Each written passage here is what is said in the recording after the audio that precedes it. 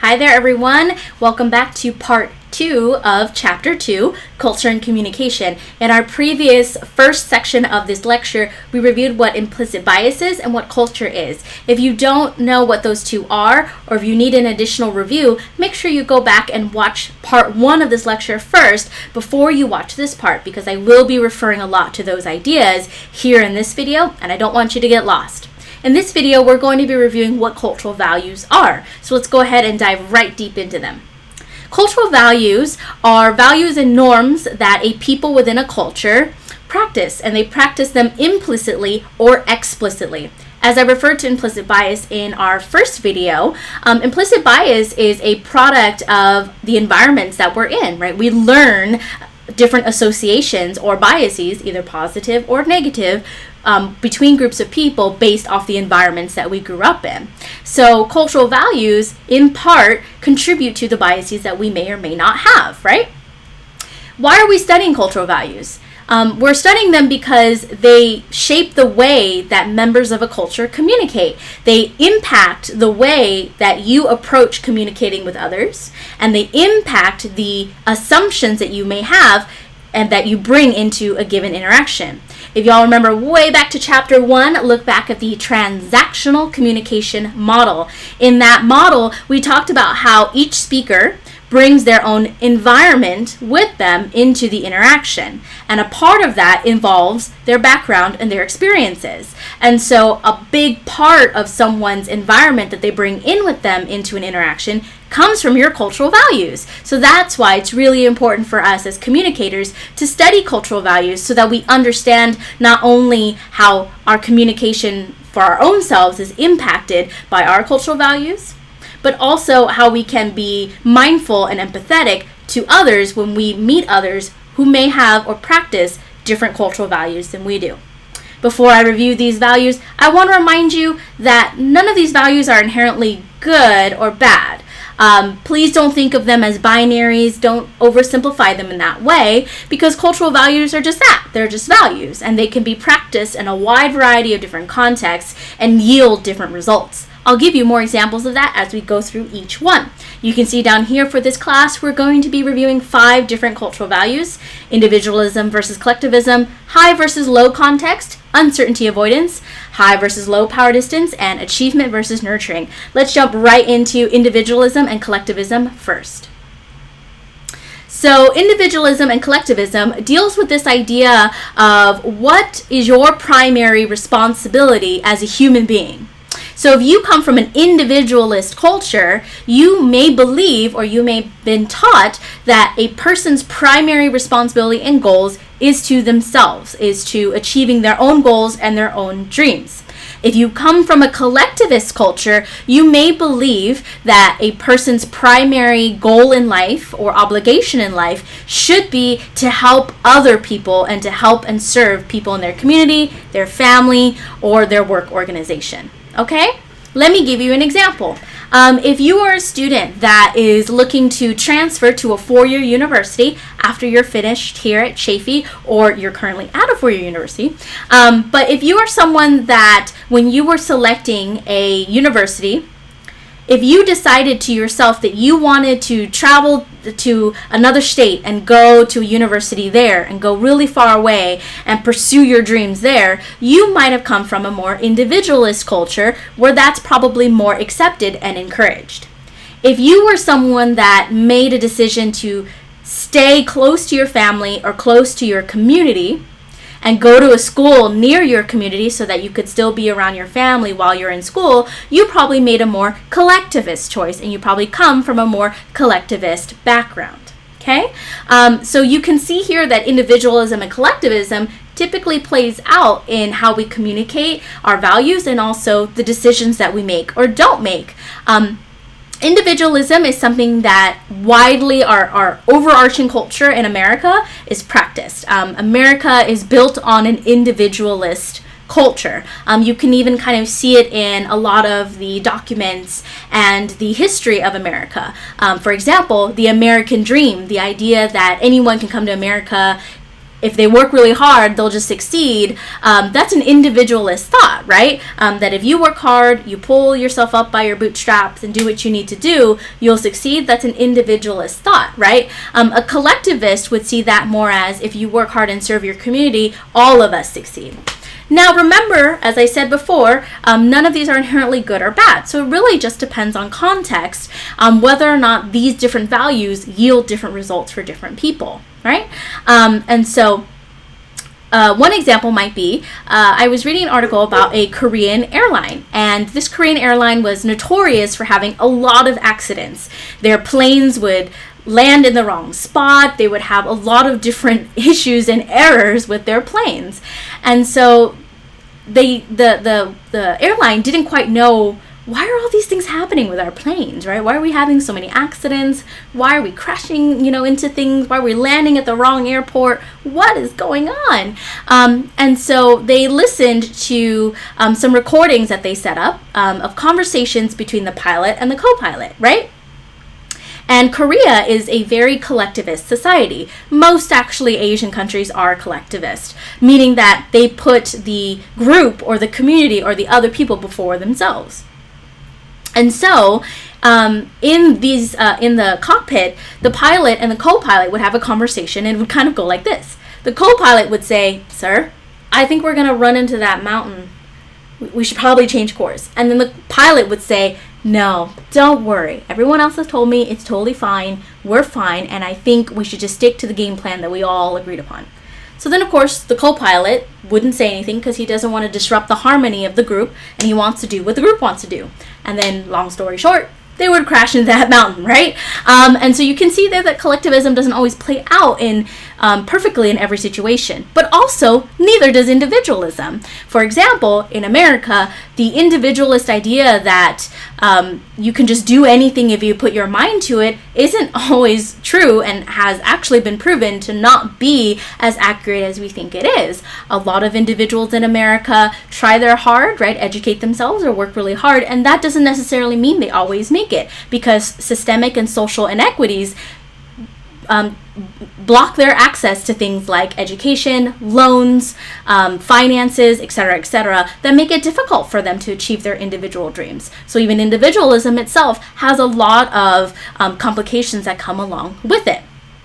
Now, beyond that point, each of these cultural values also, like I said, exist on a spectrum. That's why you'll notice here in this graphic, I made an arrow, meaning that usually no one is 100% individualist and no one is 100% collectivist, right?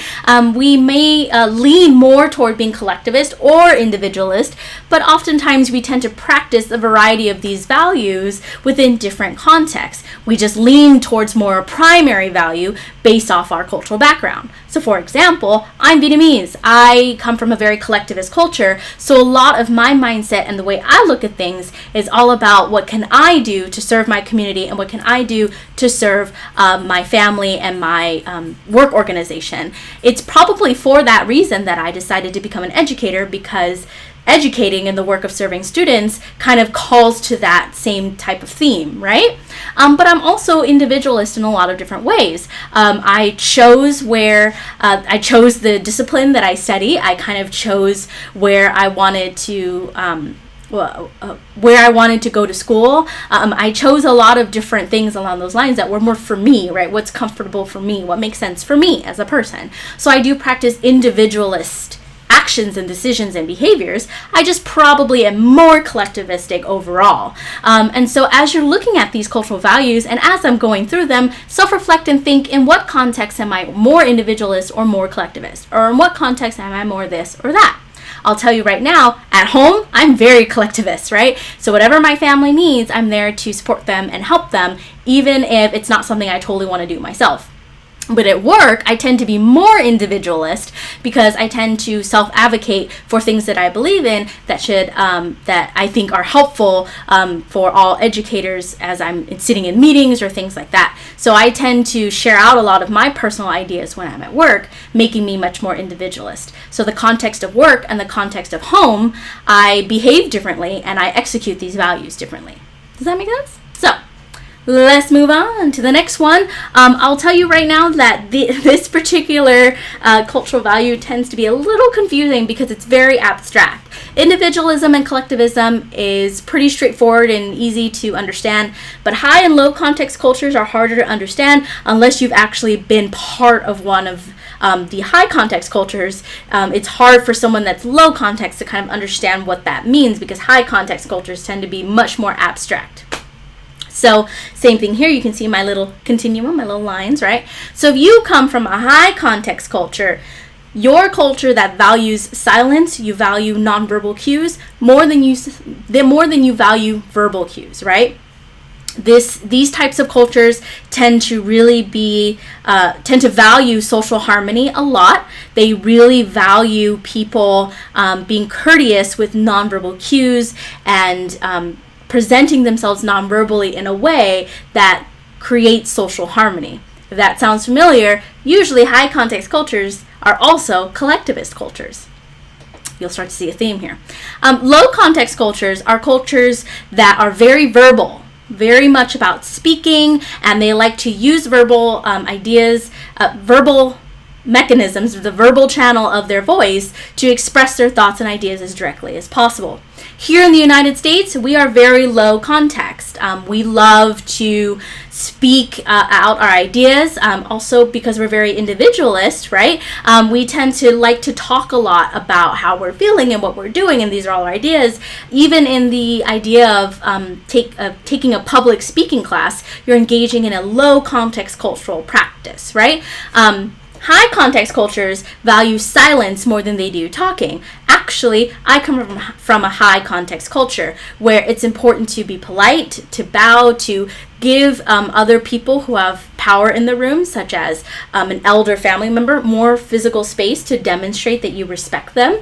And high context cultures tend to think that those who talk too much are actually dumb or don't have a lot of good things to say. So they value silence because they see leaders that are silent are those that are the most wise or those that are most likely thinking through their thoughts more than talking.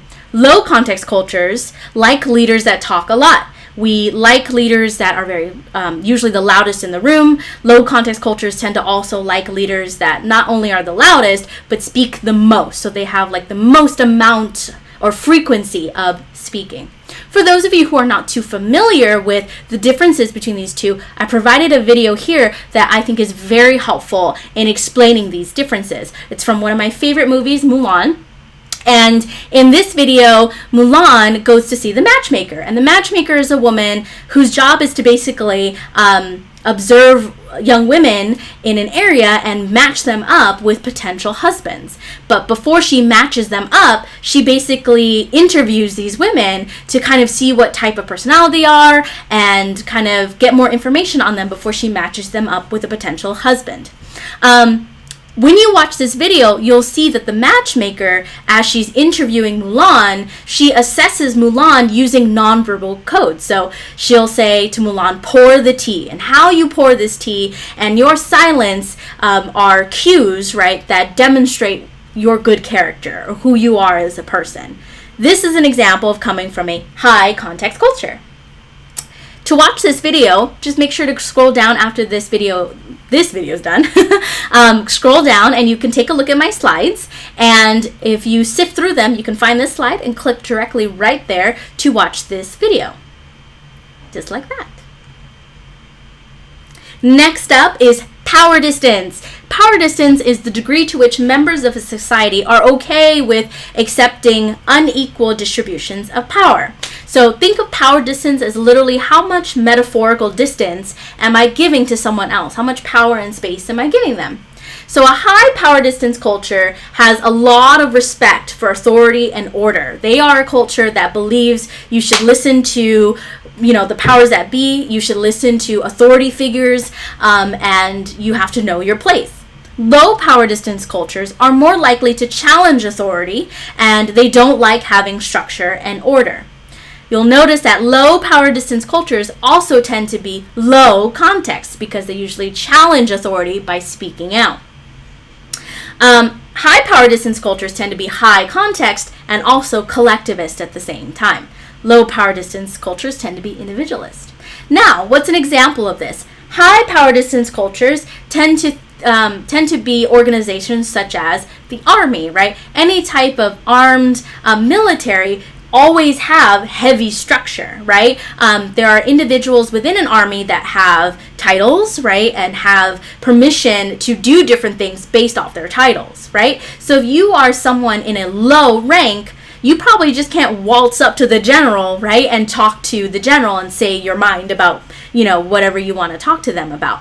High power distance cultures, such as being in the military, very much have high value for authority and order. So if you're having trouble remembering high power distance, the army, the military services are always a fantastic example of that type of culture, right, that type of value of authority. Low power distance cultures are generally kind of America at large. We are built off a historical idea that we challenged authority, right? So we fought against King George and we said no taxation without representation and all that good stuff. And so low power distance cultures tend to challenge authority more, and they don't like having unequal distributions of power. They like sharing power, right, with other people, whereas high power distance cultures tend to be much more structured, and power tends to be allocated with kind of people at the top, much more than it does in an equal distribution in lower power distance cultures. And we have uncertainty avoidance. I love Tina Belcher because she always reminds me what uncertainty avoidance is all about. Because uncertainty avoidance is the likelihood or the level or degree to which members of a culture feel threatened by ambiguous situations and how much they basically try to avoid them. So if you are from a high uncertainty avoidance culture, you're usually very uncomfortable with uncertainty. You want to avoid it. You like to have structure and organization. So typically you also are a high power distance collectivist culture. If you are low uncertainty avoidance, that's a culture that's totally okay with ambiguity. You're very flexible and you're okay with accepting things that might not be clear cut, right? And so uncertainty avoidance really refers to this idea of how uncomfortable does a person or a culture get with ambiguous or unknown, unclear situations. And lastly, we have achievement versus nurturing. Really straightforward. And so achievement cultures place high value on material success. They're very much about kind of getting to the goal, right? And nurturing cultures are all about how do we develop relationships with other people.